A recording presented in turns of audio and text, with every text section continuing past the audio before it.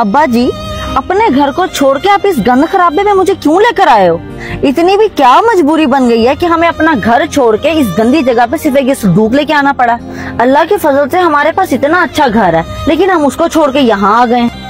अरे बेटा, आप तो सारा दिन घर में रहती हो, आपको क्या पता वो घर अब हमारा नहीं रहा। क्या मतलब अब्बा जी, वो घर हमारा नहीं रहा? बेटा, हमारा घर डूब गया, अब वहाँ रहकर क्या करेंगे? बड़ी मुश्किल से खुद को और आपको बचाकर यहाँ तक लाया हूँ। अब्बू, और जगहों पे जहाँ पे सैलाब आया वहाँ लोग रह रहे हैं, तो फिर हम क्यों छोड़ कर आए हैं? मैं खुशी से थोड़ा आया हूँ, मुझे तो वहाँ से निकाला गया है और वहाँ बस्ती में जितने भी लोग रहते थे सबको निकाल दिया गया। अब्बू जी, यहाँ तो हमारी जान पहचान भी नहीं है, हम यहाँ कहाँ रहेंगे? अरे उस्ताद जी, आप और शहर में? अरे इमरान बेटा, तू यहाँ कैसे? उस्ताद जी, मैं इधर ही रहता हूँ और ये पास में ही मेरा घर है। अच्छा, लगता है आप लोगों को भी सैलाब की वजह से घर खाली करा दिए गए हैं। हाँ बेटा, सैलाब ने बहुत तबाहकारियां मचाई है, कई लोगों को घर से बेघर कर दिया। तो फिर कहाँ रहेंगे आप लोग? रिहाइश का भी मसला होगा आपका। बेटा, हम खुद भी यही सोच रहे हैं, शहर तक तो आ गए हैं, अब रहे कहाँ? उस्ताद जी, आपको परेशान होने की जरूरत नहीं है, आप चलें मेरे घर रहें, वो भी तो आपका ही घर है ना। उस्ताद जी, जब तक आपका रिहाइश का बंदोबस्त नहीं होता, चलें आप मेरे घर रहें। आए आए। देखा बेटा, तुम खामखा परेशान हो रही थी, अल्लाह ने फरिश्ते की शक्ल में मेरे शागिर्द को भेज दिया ना हमारी मदद के लिए। चलो बेटी, चलें।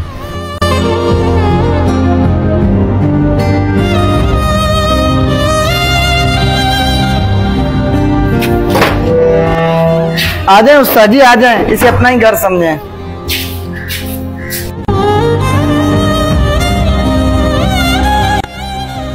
अरे उस्ताद जी, आराम आराम से क्यों चल रहे हैं, आ जाएं। इमरान बेटा, माशाल्लाह बड़ी तरक्की कर ली आपने, शादी भी की है क्या? जी जी, मेरी बीवी दूसरे कमरे में है। मनीजा। अरे आ गए आप, और कब आए आपने बताया ही नहीं। और ये लोग कौन है? हमारे घर में क्या कर रहे हैं ये लोग? अरे ये मेरे उस्ताद हैं और ये इनकी बेटी है। सैलाब की वजह से मेरे उस्ताद का घर डूब गया, बेचारे दर बदर भटक रहे थे, मैंने सोचा अपने घर ही ले आऊं। आप जरा के मेरी बात सुने। उस्ताद जी आप बैठे, मैं आपके लिए खाने पीने का बंदोबस्त करके आता हूँ। तुमने क्या ये रिहाइशगाह खोली हुई है जो हर किसी को मुंह उठा के ले आते हो?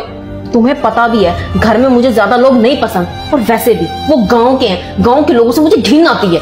उन्होंने घर में कदम रखा है, घर को बर्बाद कर दिया। इनको जल्द अज जल्द छोड़ कर आओ तुम। अच्छा बेगम, वो घर में अब आ चुके हैं, कुछ दिन रहने दो, मैं उन्हें छोड़ आऊंगा। मुझे कुछ भी नहीं पता, मुझे वो घर से बाहर चाहिए तो चाहिए।